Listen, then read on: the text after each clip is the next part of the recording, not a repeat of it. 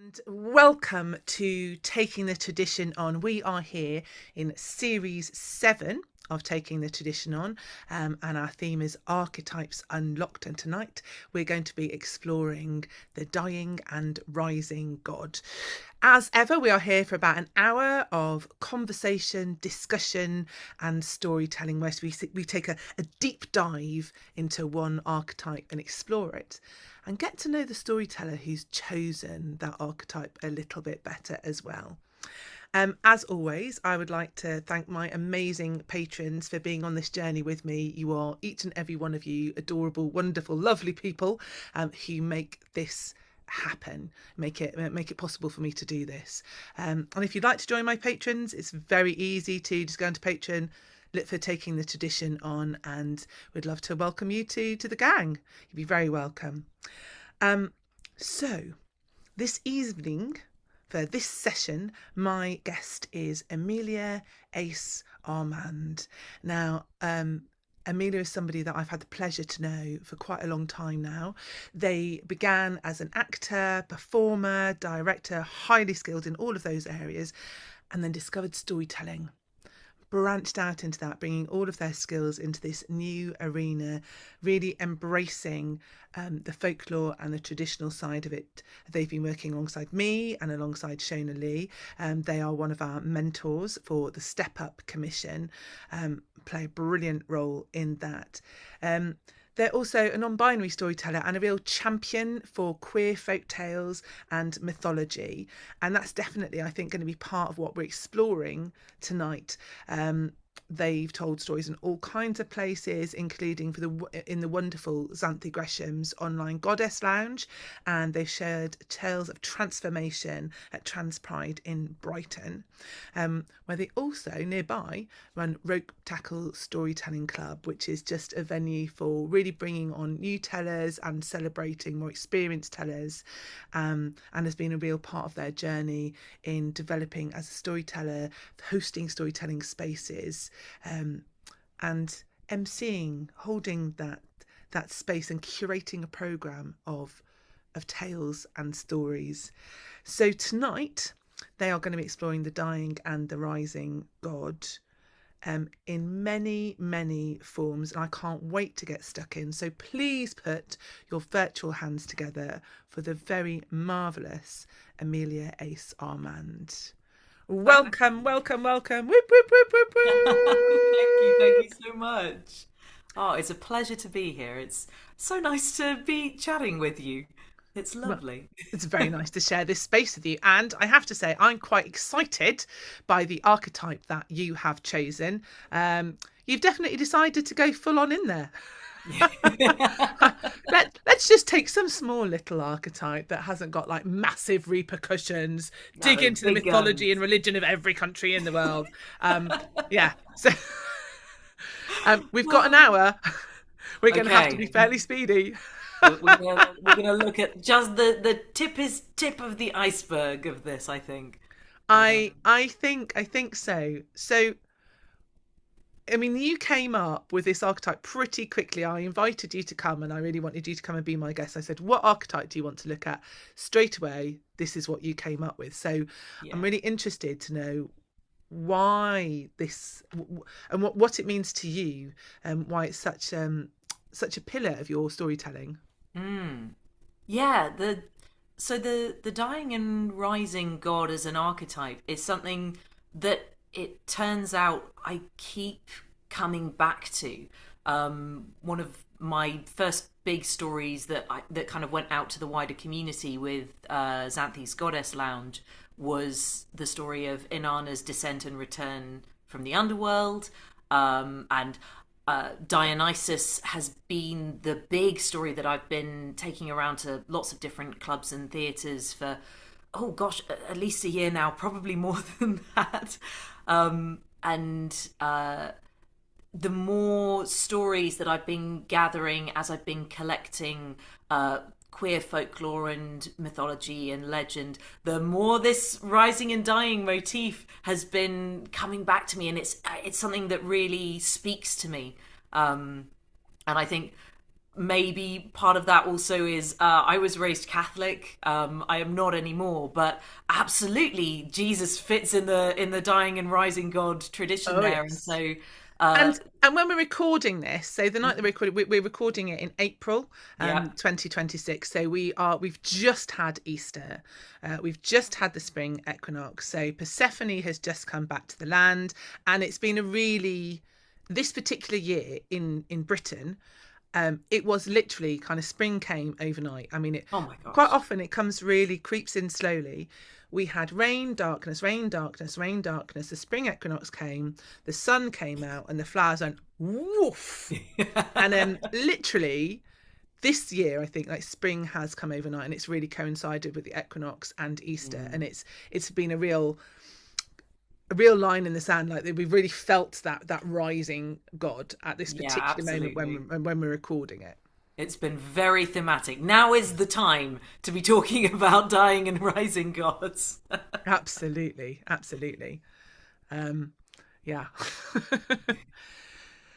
So there's obviously this Christianity. You've talked about Dionysus.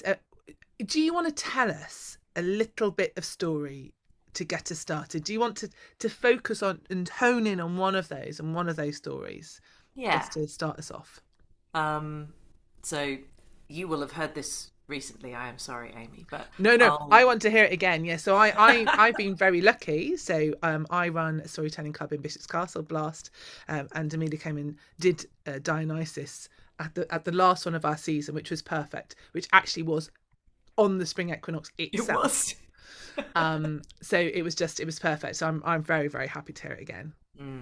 So, for those of you who don't know, Dionysus in Greek mythology is the god of wine, is the god of divine ecstasy and madness, and is often seen as the kind of Greek patron saint of queer people as well, because they were a shapeshifter and the relationships that they were part of within their life moved beyond the bounds of gender and sexuality within any kind of traditional understanding that we would have nowadays, I guess. And in the story that I tell over the course of the evening, I look at a whole load of Dionysian myths, mostly from Nonnus. He was one of the later writers and gives us kind of the most complete storyline of Dionysus, if you like, going from the birth and through the growing up period. And the thing that drew me to this story first was a moment in Dionysus's kind of teenagerdom, and one of the random little lines that I'd gotten off of Wikipedia was that when Dionysus was introduced to the mysteries of wine, they had been introduced to it by Rhea, who is the mother of the gods, and from that and from the other bits of story, I found this moment in what is a descent and a return. So, Dionysus has grown up on the side of Mount Nysa, which is like kind of Never Neverland in Greek mythology. It's Mount way over there, somewhere off the edge of the map. And the reason Dionysus had grown up there was because they were a child of Zeus, and Hera did not like that. She had been looking for every opportunity to destroy Dionysus when they were a baby, and so Dionysus had been sent away to be raised in safety, in secret, on this way distant mountain. And while they were there, this was the chance where finally, for the first time, Dionysus was able to kind of have a childhood and explore and play and experiment. And one of the powers that Dionysus has is shape-shifting. And so, protected under the clouds of Mount Nysa, they were able to really stretch into who they wanted to be, what they wanted to look like, what they wanted to feel like, trying out different shapes and textures, different things with their hair, different things with their body. Did they want to be rough? Did they want to be smooth? What did they want their voice to sound like? And Dionysus wasn't the only young person on Mount Nysa. There were boys on the mountain as well, which meant that Dionysus had lots of young people who fell in love with this gorgeous, charismatic, magnetic young god who loved Dionysus as him, who loved Dionysus as her, who loved Dionysus as them. And there were beautiful mornings and evenings and late afternoons swimming in the rivers together, or lying in the shade of trees, watching the droplets of water sliding off of each other's skin, sharing songs and poetry and stories. But Dionysus had a curse upon them, which meant that anybody who fell too deeply in love with them, anyone who opened their heart to this deity, would be taken by madness. The love would pour over the bounds of themselves and they would be lost. And so Dionysus had these budding, blossoming romances, just the beginnings of things that couldn't go any further, because if they did, that was the end of it. And then Ampelos turned up. Now, Ampelos was a satyr, and where Dionysus loved making their bodies soft and smooth, Ampelos was properly rough and rugged. Dionysus had two beautiful silver horns that curved like a crescent moon. Ampelos had horns. They were rutted and dark like bark, and Dionysus would sing like the sound of a silver bell, and Ampelos would laugh like a tree falling down the mountainside. Ampelos was mad before he met Dionysus. So when he fell in love with the young god, that curse barely touched the sides. And so now, with Ampelos, Dionysus was able to finally explore the first great love of their life. That first time, so intense, so heady and romantic and wonderful. And with Ampelos, they were able to try things that they'd never even really considered before. They could really stretch out their shape-shifting forms. With Ampelos, they could turn themselves into a serpent and coil around their lover's body and taste Ampelos' scent on their tongue. Or they could stretch out in the form of a black panther and have their furry belly rubbed by his rough hands. Or they could bulge out into a mass of corded muscle and let Ampelos ride them as a black bull. And on this particular night, it was Bull Dionysus who was tearing down the mountainside with Ampelos on their back. And Ampelos was whooping and hollering, lost in the joy of the moment. Woo! And they went further and faster than they had ever done before, down the mountainside, out from the cover of the clouds, into the light of the full moon. And that light shone down on their bodies, and the droplets of sweat turned into pearls on their skin. And Ampelos cried out in his ecstasy, "Dionysus, wild one, roaring ruler, I give my life and my love to you." And this cry rang out across the land, all the way up to Mount Olympus. And Hera heard it. Dionysus. And she looked out and saw this bull form coming out from the protective safety of the clouds around Mount Nysa and went, "I fucking gotcha!" And she sent a gadfly down to sting the side of Bull Dionysus. And Bull Dionysus was already struggling to hold on to sense and form and what was right and wrong and what was up and down, and suddenly there was this stinging, biting pain that was filling their mind, filling everything up, and the bull just saw red, and Dionysus unhooked, and the bull took over completely, roaring, bellowing, tearing great furrows into the earth as it rolled and twisted, trying trying to free itself from this pain, the bull ran and rolled until it was completely exhausted. And when Dionysus came back to themselves, they looked back and saw the trail of destruction that the bull had wrought. And there, in the path, there was a body, Ampelos, broken and twisted, his limbs bent in ways that limbs should not bend, his blood staining the earth. And Dionysus ran to where Ampelos lay. And I do not have the words for a scene like that.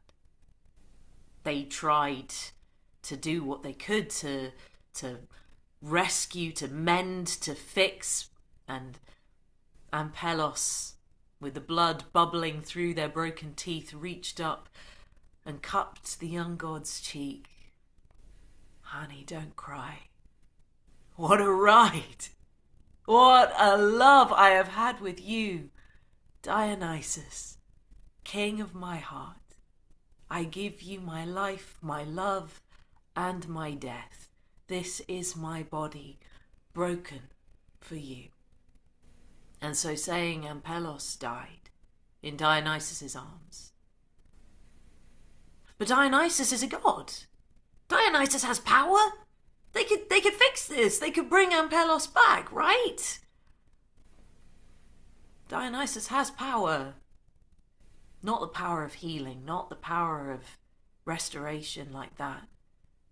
Dionysus poured all of their godly power into that broken form, and it was filled with the power of shape-changing, the power of divine ecstasy and madness. And in Dionysus's arms, that body began to meld and reform. The feet twisted away and rooted down into the earth, and those broken arms and twisting fingers made their way up into the hedgerows around and turned into long, straggling vines. The skin ruptured out into bark, and the tangles of dark hair on the satyr's body burst forward into greenery, and the blood, the drops of blood falling from the wounds, were caught, clinging, swelling into clusters of a new fruit that had never been seen before. Dionysus had transformed their lover Ampelos into the first wild vine. And they were horrified by this. They tried the best that they could to gather the vine back together, to put it into a shape that they recognized, and all they managed to do was crush the grapes against their body, and the juice fell down them like blood. No, no, no, no, no, no, no. And they gathered up the juice of those grapes in a little bottle and stoppered it tight. And that was all that was left of their love. And so Dionysus took that bottle and hung it on a cord around their neck and walked away from Mount Nysa, across the world. They didn't eat, they didn't sleep, and everywhere that they walked, they saw the sorrow that they felt reflected back to them. All of the people toiling across the lands were still recovering from the terrible flood that had come from Zeus's grief earlier. That's another story that I can't tell you right now, but it is part of Dionysus's story. Everybody was still rebuilding, still struggling to get their harvests to be fruitful, still struggling to find happiness among the many, many deaths that had happened in the flood. And as Dionysus walked, the season shifted overhead and it began to grow cold. And Dionysus found a cave that they could crawl into, hoping that it might be one of those caves that leads down into the underworld, that would lead to death, to release of this, to a chance to be with their lover again. They didn't know. They crawled down into the darkness of the cave, but as they made their way further down, they realised that it wasn't getting darker and colder. It was getting brighter and warmer. And then that little passageway was opening up into a cavern deep under the earth. And here, in this cave, there was a fire burning. And around the walls, there were jars of provisions to see a person through the winter. And either side of the fire, there sat 2 noble lions. And there was a cauldron above the fire with a delicious smelling stew bubbling in it. And stirring that cauldron stood between the 2 lions.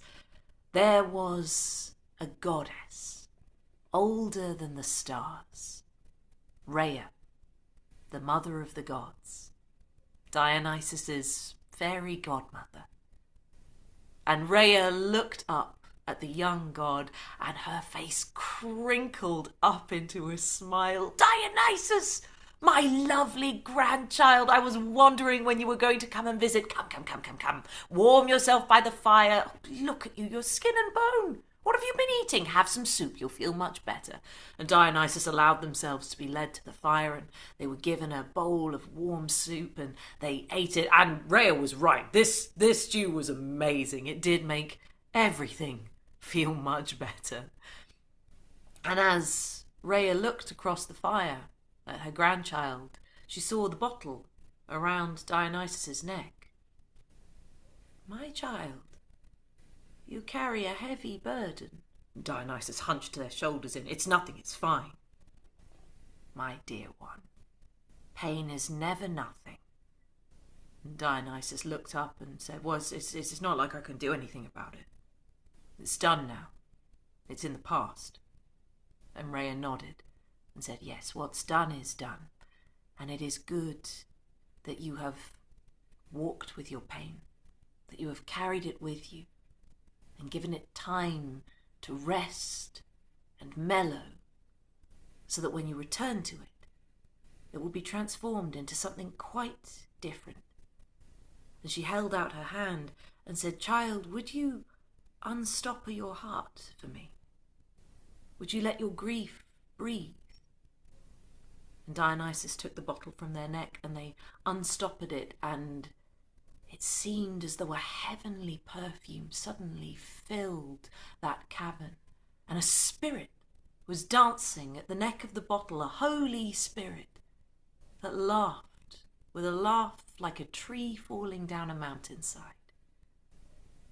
And Rhea held out a wide crater drinking dish, and Dionysus poured out the fermented liquid inside, and Rhea offered it to Dionysus to drink, and they did. And she drank of it as well, and then reverently set the drinking dish down and said, "Now, tell me of your love."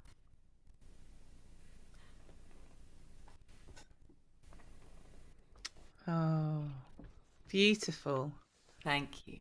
Just beautiful. Yeah, Sally saying, wow, absolutely. Yeah. It's wow.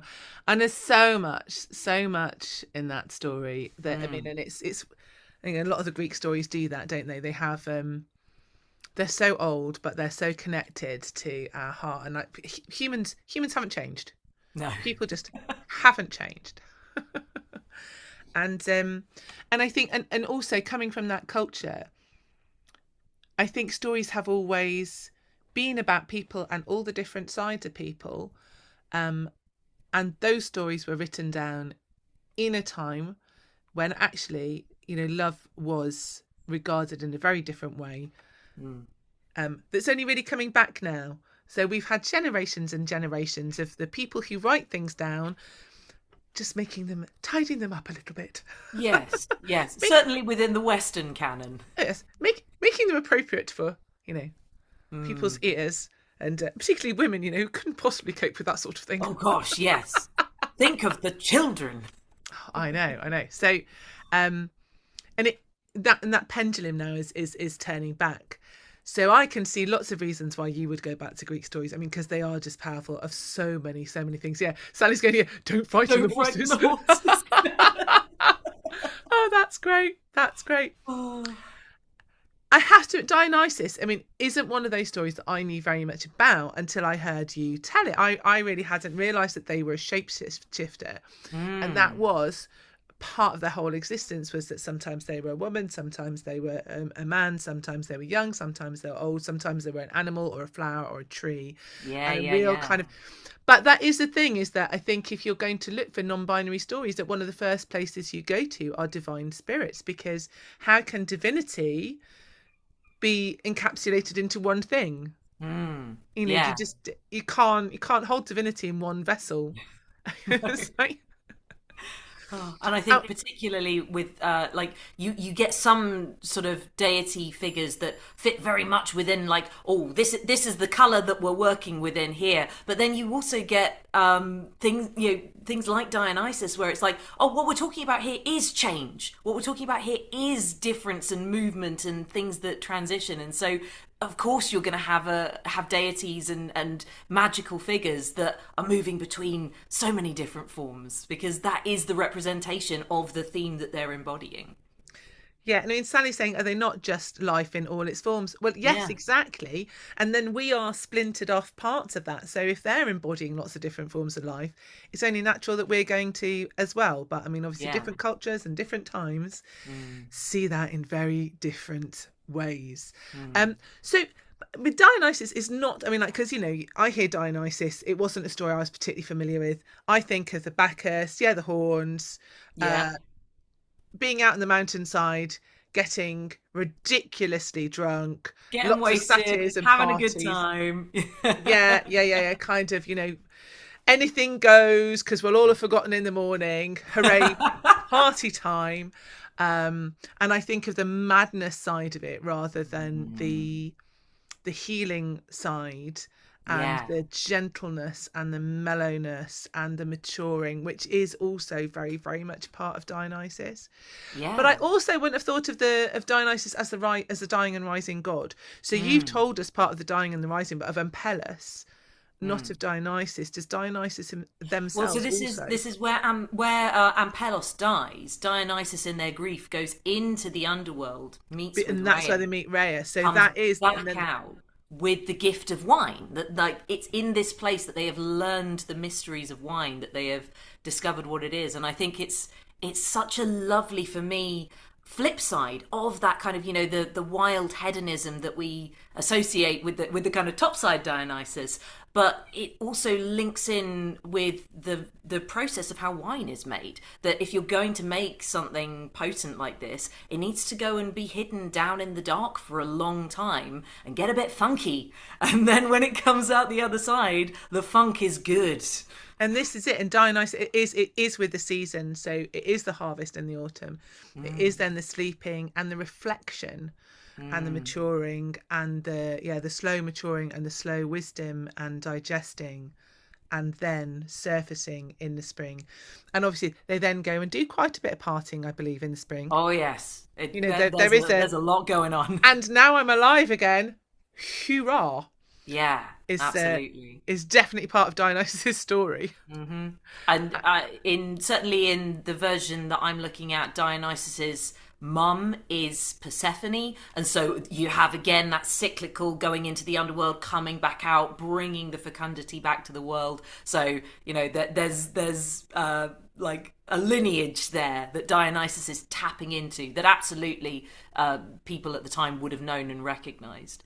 And that's another thing. I hadn't realised that Dionysus was Persephone's son, which does just absolutely make that a really perfect kind of cycle. Yeah, yeah.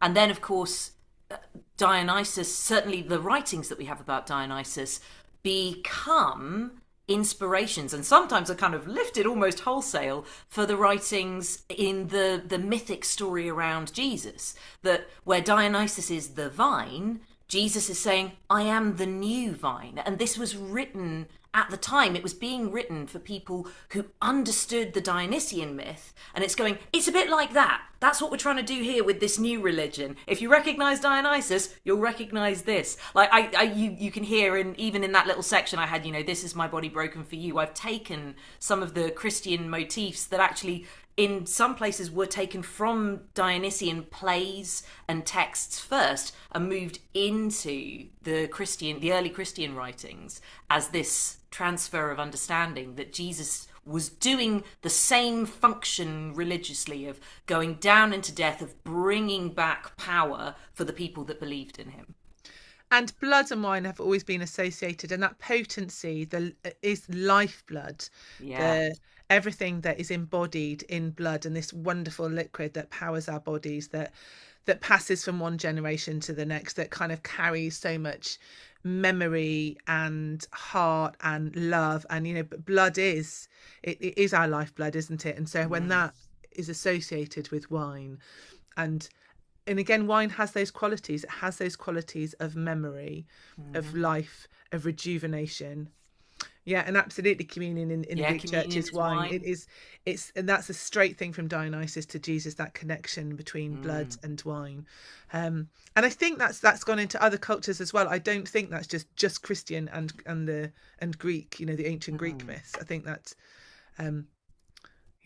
talking slightly out of my behind here now, because I'm trying to think of other wine becomes a very useful, if you're moving from sacrificing things that bleed and you have to bleed on an altar, if you're trying to get away from like the actual having to kill a thing, wine becomes a really useful like metaphorical space for that. And indeed, in the original Dionysian cults, you would be killing a bull and then dividing that bull up for the worshippers to eat, sometimes raw, depending on the kind of party you were at. But then that you can almost see the transmutation that happens there in the early Christian space of going, we have the bread is the body of our God. So the bull was the body of Dionysus. The bread is the body of our God. We divide it up between the followers. You recognize this. You know what this religious ritual is. We're speaking in the same way. And it's just that for modern day audiences, we really recognize the Christian symbolism. It's superseded the Dionysian symbolism. Yeah, absolutely. And I mean, that's carried on so much, and everybody's still so fascinated. I mean, the Grail is still one of those stories that so many people are highly, highly invested in, and is constantly being rewritten into more and more and more stories, because it is one of those symbols that is very powerful for a lot of people. We can't let go of. We don't want to let go of, and it's become, when you have a symbol that is that strong as well, and so universal to so many people, then why would you let it go? Because it's the shorthand in our brains, isn't it? Which is what this whole series is about archetypes. So exactly. Yeah. So I'm gonna move us on, because we've only done two religions so far. We've done two gods, and there's so many that we talked about earlier that we want to put into. We haven't got time. So we've got sort of Jesus, who's a very male, dying and rising god. We've got Dionysus, who's a very them rising god. So I'm going to say, out of the people that we talked about before, let's go into the feminine side. We touched on Persephone. Are you going to tell us about Inanna? I'd love to tell you about Inanna. So Inanna, I kind of came into this story obliquely, because the person who linked in with this story for me was, I was looking at queer mythology, and there is a non-binary deity from Babylonian myth called Asu-Shu-Namir, which means the one with the radiant face. And they go into the underworld to rescue Inanna. So Inanna is queen of the heavens, queen of the earth, and she decides she wants to be queen of the underworld as well. Let's have all three. And this is ancient Sumer. This is a very, very old story. This is one of the oldest stories that we have. Yes. It's sort of in the same culture as the very oldest story we have, which my brain has gone completely. Sorry. You just have to put up with a menopausal woman here. I can tell you the whole flipping story. Can I tell you the name? No. Gilgamesh, thank you, Cara. Yeah, I mean, because it is much quicker to have the name than me try and tell you the whole thing. So, yes. Yeah, so Inanna is the same kind of general culture. We're in that sort of space. We're in Gilgamesh kind of time. And vague time zone, bit later. Yeah.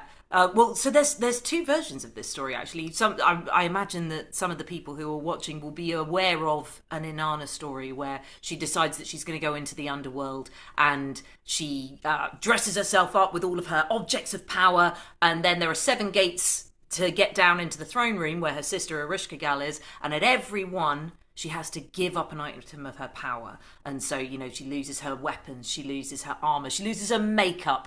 And by the time she gets in, she's lost her dress. She is completely naked. She has been stripped of all authority, any power that she has. And then Ereshkigal goes, no way, I'm not going to give you what you want, and kills her. Turns her into a rotting corpse, hangs her on a hook in the dungeons, and that's it, done. Only then, of course, nothing is growing in the world above. So, the rest of the gods have to work out a way of getting Inanna back out.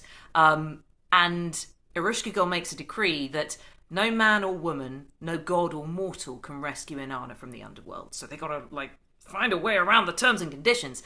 And there is an earlier version where several beings are sent that are called the Gala or the Galu, and they kind of take the form of little gremlins or flies, and so they can creep their way in through tiny little holes to get through all of the doors, and then they go and essentially kind of give Ereshkigal a therapy session, and she's so grateful to them that she goes, "Oh yes, I'll give you what you want," and they get Inanna back. That's the earlier version of the story. There is a later version where this character gets personified into one being, and that is Asu-Shu-Namir. And they come down kind of as an entertainer. They turn up at the gates and they go, I'm here to dance for the queen. And they kind of don't know what to do with them because they're not male or female, they're not a god, they're not a mortal, they don't fit any categorization, so they can just kind of walk through. There's no rule saying they can't be there. And they please Ereshkigal with their dancing. She invites Asu-Shu-Namir to her bed. And Asu-Shu-Namir is like, no, thank you. I very respectfully must be getting going. And she's like, oh, well, then let me give you a gift. And Asu-Shu-Namir asks for the waters of life that flow in the underworld and uses that water to revive Inanna's corpse and bring her back up into the world above. And so this non-binary figure in this later story becomes really important to Inanna's ascent back into the living world, the return of spring, the return of things growing on the land. And it becomes a kind of origin story for the fact that in the Temple of Inanna, this was a place where a lot of the religious leaders and priests would have been people that nowadays we would have understood to be genderqueer or non-binary or certainly gender non-conforming.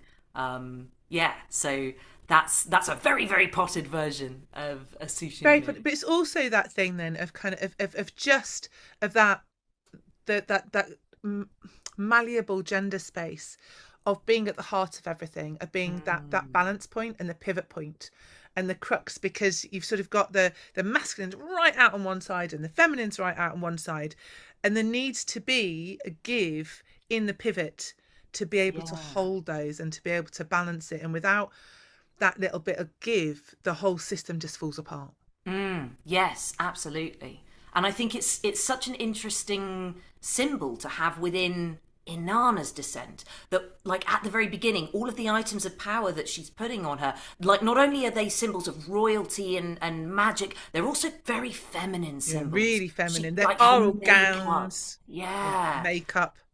And isn't there this hair? She has all her hair garments. Yeah, she has her wig done. She's got her turban. She has a mascara that is called "Let a Man Come, Let Him Come." It's great, and this special dress that conveys her authority. And then by the time she's in the underworld, it's like you're in the place of the dead. All of your signs and symbols of the living, all of your power, all of your gender. It doesn't mean anything here. You have to die to the person that you were before, and then it's through this more queer space that is able to question and break those bounds that Inanna is able to come back to life, is able to then reclaim her strength and her femininity and her power and come back having been really not in that space. And I think that's also the thing that really does for me in these rising and dying stories, is that real, that lumpy bit at the very bottom where it's I am not anything, because I really recognise that from my own personal journey. But it's also that thing from being so in your body and absolutely body and power and kind of all the accessories. it's an absolute journey into the center of your heart and the center of your spirit and the center of your soul, where gender and age and form and beauty are completely irrelevant. And that, well, not irrelevant, and beauty is definitely not irrelevant, but it's beauty of that spirit. And it's just literally, the underworld is the inner world. It's absolutely about your inner self and all of those qualities that have nothing to do with body and sex and gender, but just heart and mind and soul, which is a very, very different space. Yeah, absolutely. And I think it's actually kind of why, for a lot of people, there was kind of a kind of queer awakening that happened in lockdown, because it's about that being suddenly removed from all of the people around you, from all of those external expectations, which I think is what a journey to the underworld is about in a lot of ways. Is, like you say, going into that really, really inner space. Who am I when I'm not part of a country? Who am I when I'm not part of a family unit? Who am I when I'm not, part of the all of the hangers that I've given myself and built up? What is left when it's taken away and taken away and taken away? And I think in lockdown that really happened in a very practical way for a lot of people. And what they found was, it was like, oh yeah, actually this stuff doesn't mean what I thought it did, and being able to come out with new knowledge, with a different understanding of themselves. I think that's absolutely true, and I think that awakening happened on lots and lots of levels. I think on gender and queerness, but yeah, in a whole, I think a lot of people came out different people than they went in. Yeah. We all went on an underworld journey, and we've all come out going, some of these things we had before, what is going on there? Well, I don't know what that. Well, yes, I a lot of people did. I mean, that was the other thing, is like lockdown was such a divisive experience, because yes, a lot of people were locked in on their own or with one other person, but then a lot of people were super busy looking after children, and didn't have any time to question anything. And then a lot of people as well in the NHS and everything were just on the cliff face, like working with life and death, and oh my gosh, on the edge. I mean, literally sort of going into the underworld in a very, very different way, and experiencing a very different type of journey in that road. So yeah, I mean, it's so so many people go, oh yeah, everybody had time to write books and do all this. Going, no, that was some people's experience. Not everybody's. Not everyone's. But I think everybody, what I will say, I mean, the lockdown definitely gave everybody an intense experience in one form that they wouldn't normally have. Yes. And I think a lot of revelations came out of that. No, that's definitely true. So this time is just like racing I know! past. It's ridiculous. I knew this was a big topic. I knew that we would struggle to fit everything in. So we're heading up to a time when, because I always promise a Q&A at the end. So if you have questions, the people who are in the room with us, if you want to stick them in the chat, we will come and we'll address your questions. I have lots more questions. So, if you're happy leaning back and like you go, no, you guys go for it. Believe me, I have questions, but I try and share a little bit. so this is your moment if you want to do that. Sally's saying creation of an alternative reality, and I missed the moment that you put that up, Sally. So we're now going to guess at which bit of the conversation you were talking about. I think I remembered that. That was when we were talking about COVID. That it was like this creation of an alternative reality. Yeah. Yeah, it absolutely was. And certainly always going into the underworld is definitely creation of an alternative reality. Yeah. And unfortunately, most of us with lockdown got to come out the other side. Not everybody. But there is that thing. And when you descend into the underworld, you have to go with the knowledge that you are probably not coming out again. Even as a god, you may hope to rise and hope that it's part of a cyclical journey. But part of that journey is definitely about going into the underworld. And I mean, so I don't know if you've had that experience, Amelia. I mean, when you said about the dying and rising God, I mean, I do know lots of people who have been into that medically or whatever, when you have that experience, when you go into a space and you have to confront all of those. I mean, this is, been part of my journey, it's kind of you do go, and very much like Inanna, I mean, that is one of my stories, kind of, you go in and everything, if you go into hospital, you find that all of your stuff is stripped away, your dignity, your clothing, all of your control, all of your power, and you don't know if you're going to rise again. You hope, but you don't know, and that all of that certainty is stripped away. And so I wondered if that's happened to you. Is that part of your journey? Is that part of why you're, attracted to this Yeah, that's archetype? so interesting. I mean, my medical experiences have not generally been the best, and I think absolutely that sense of like the loss of control is a deeply unpleasant thing, and yeah, like not like you say, not knowing who you are in that moment, being taken out of what your day to day is, and I have chronic pain that has been a long journey of kind of discovering that and then going, oh, there's really nothing to be done about that. It's like, yep, management, but you're not gonna. I think this is probably a thing that if people live long enough, we are all lucky enough to experience of you get to a point where it's like, this is not going to get fixed. That like you can manage it, but this is not a thing that you return from. And I had quite a bad injury in drama school, and luckily I was able to go and see a doctor straight away because like that was the way the drama school worked. And they went, "Oh yeah, this is just broken. You have this problem. It's the way your body was built. It's broken. It's not going to get fixed." And I was like, "Wait, what?" Because I'd never experienced that before, and that became kind of a sort of an internal wilderness journey of, gosh, years of the denial and the grief and the people who sell you promises that maybe actually this time it's going to be different and things can get fixed, and then the grief of that not working. And so yeah, like in terms of that kind of a journey, that's been something that it's like not been one specific like down in and then back out. It's sort of I guess it feels more like a cyclical thing that like this is the season and this is the point at which you go down into the bad bit and then hopefully come back out the other side. And often it feels with more wheels having fallen off the machine but with greater knowledge and I hope with more empathy. And the joke that I keep saying is it's like I am gonna be the best old person. When I get there, I'm gonna have been dealing with these things for years and years and years. And so when my friends are going, oh my gosh, like this bit of me has just stopped working, I'll be able to go, great, I can give you all of the stuff that I've tried. And I think that is that thing that we sort of talk about, that pain is a horrible thing when it happens, and these lessons are hard won, but there are lessons to be found there. If you're lucky, it's not just completely mindless pain.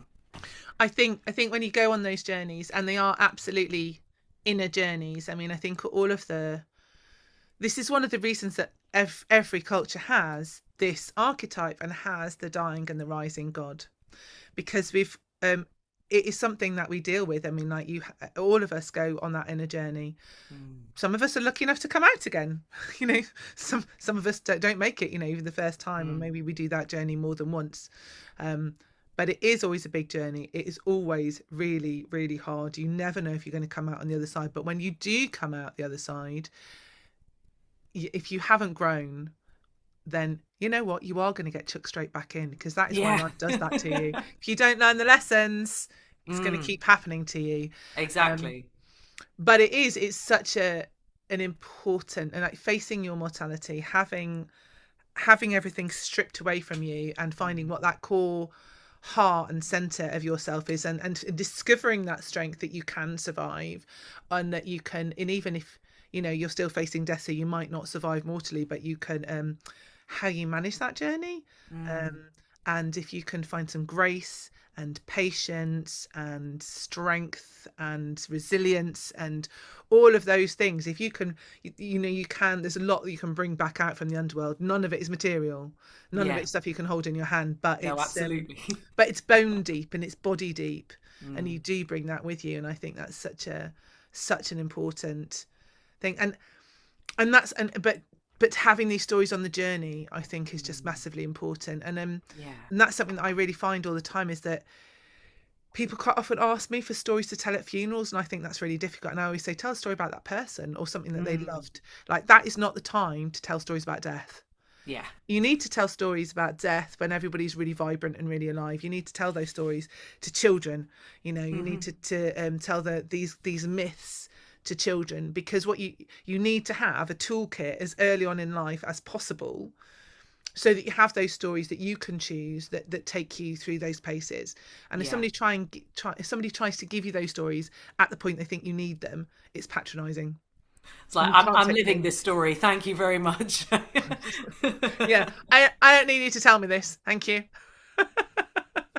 I know, I've got some questions coming up. Yeah. So Jane's just saying, I love that, the best old person. Yeah, I mean, I think you're a pretty good young person as well, but I think you will be the best old person.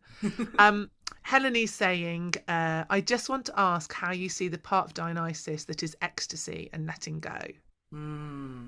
Yeah, so Dionysus is one of the monikers, if you like, is the Lord of the Dance. And the linking of that in with the power that wine has to alter your perceptions and to take you out of yourself, that when people are partaking in the sacrament of the god, they are filled with the divine energy of Dionysus, and it takes you out of your mortal form. It takes you away from your troubles and your worries, just on like a very basic level, if you like. But it's also, it gives you, certainly back in the day, there was this understanding that what wine did for you was it gave you a little bit of an experience of what like a divine experience was like, and you were still having to do it within a mortal body, so it was never exactly right, but that sense of power and joy and energy, or like deep blissed outness that you could get. And we're talking about wine, but also Dionysus was associated with hallucinogens as well. Probably kind of a mixture of the two would have been used within those sacraments, that this sense of like the mind alteringness would have been a real feature of the worship of Dionysus, and the understanding of what this deity was for in day-to-day life. That Dionysus was a god who you could come to for perception altering experiences, and the good and the bad that came from that. Yes, and letting go of the control, exactly. Well, and giving that control over to the gods. Absolutely, putting yourself in the hands of the gods. And Dionysus, topples tyrants. Dionysus breaks up a palace with earthquakes, and was absolutely a god of the people. One of the big things about the cult of Dionysus was anybody could join. It didn't matter, because usually only men could join religious groups at that point, and certainly if you were a slave, you were not allowed to join religious groups. Dionysus, doesn't matter. Who are you? Come and have a party on the mountainside. So it was a very disruptive religion to control in that way. Yeah, really subversive, subversive. So Sally is saying, within Western culture, we've been conditioned to work.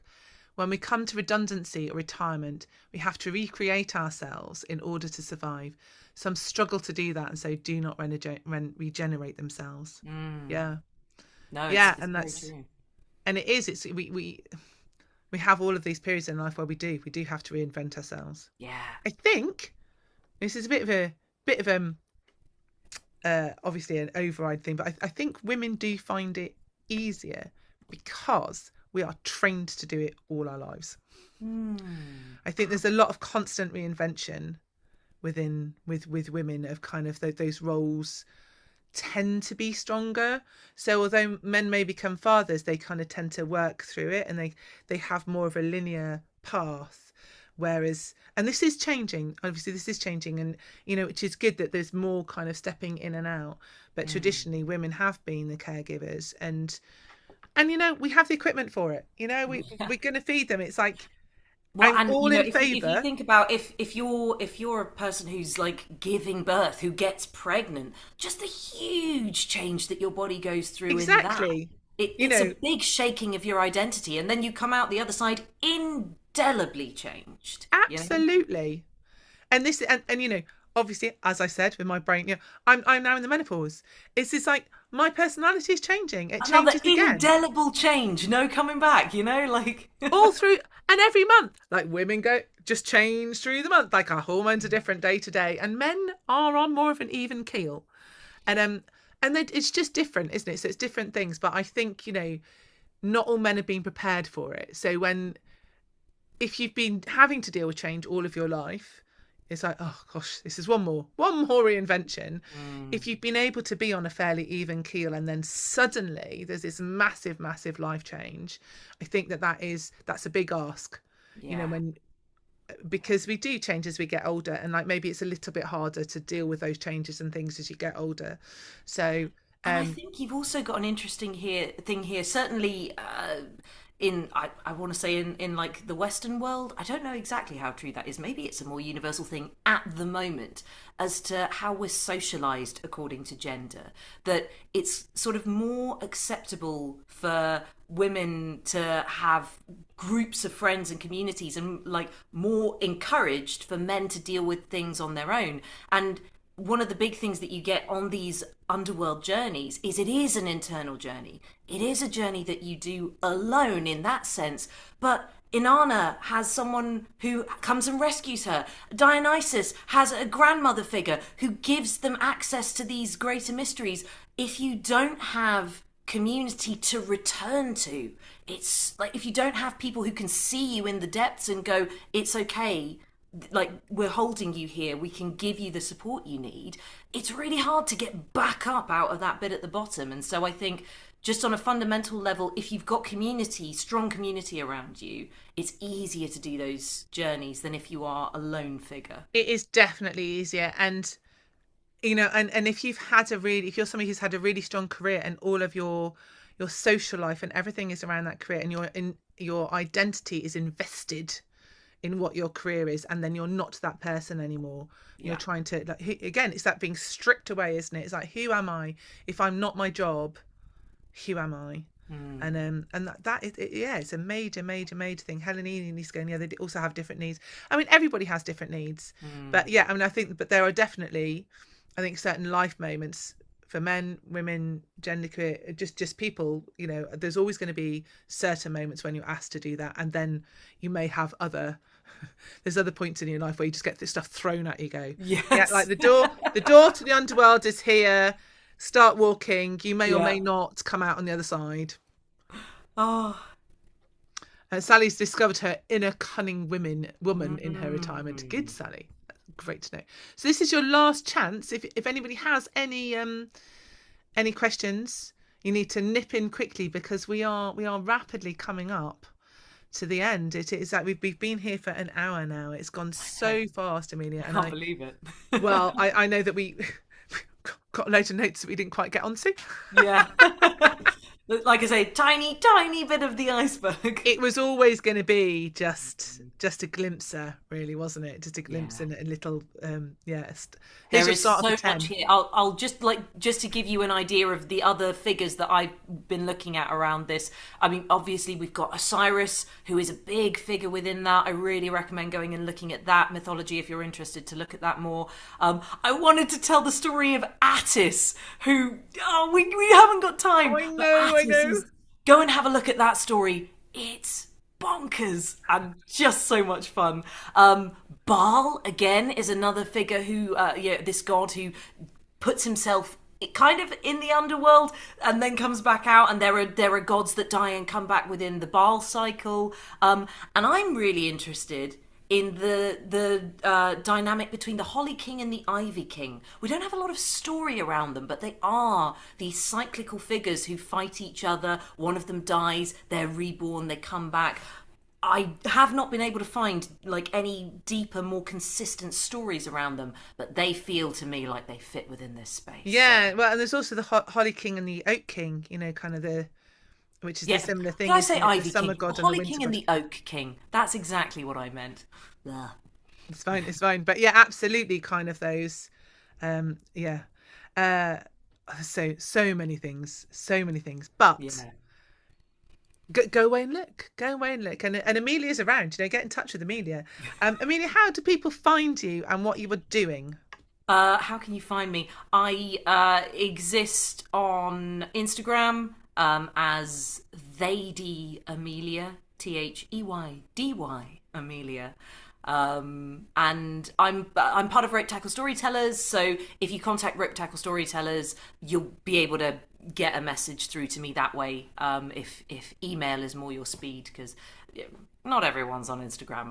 I don't be on social media any more than you need to be. Quite frankly, send Ropetackle Storytellers an email. You'll find all their details online, And and I'll get through to you there. I'll put all Amelia's details in the biog underneath this video up on the YouTube Taking the Tradition channel. And so just look in the bio, all the details will be in there and a bit more information about Amelia and what we did tonight. So yes, what things do I need to say? So next month, just a bit of a heads up, next month Taking the Tradition on will be on the 5th of May, and it will be with Donna Washington, and it's sort of carrying on a similar kind of theme. She is going to be doing the Divine Trinity of Mother, Maid and Crone. So another small topic there. Donna Washington, kind of bless her. She's hopefully she's recovered enough to come and sit online. She's really hurt her leg and been on quite a journey of recovery. I think she's been doing the whole Underworld thing, but yeah, she's coming, Mother, Maiden and Crone. So yes, if you have enjoyed tonight, please do subscribe to the Taking the Tradition on channel. It makes it easier to find. So really appreciate that as a little thing that you could do to help me. If you want to come and join our patrons, it's a lovely gang of people.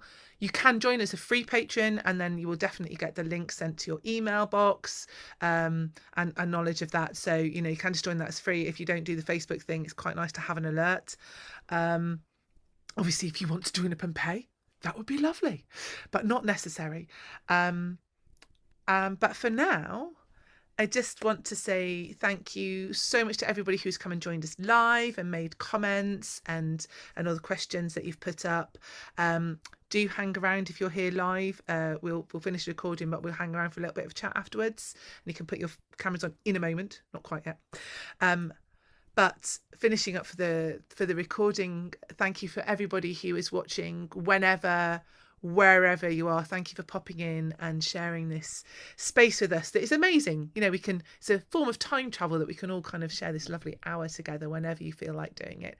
And of course, my great thanks go to Amelia, Ace, Armande. It's just been fascinating, such a brilliant hour in your company. So thank you so much for helping me to take the tradition on.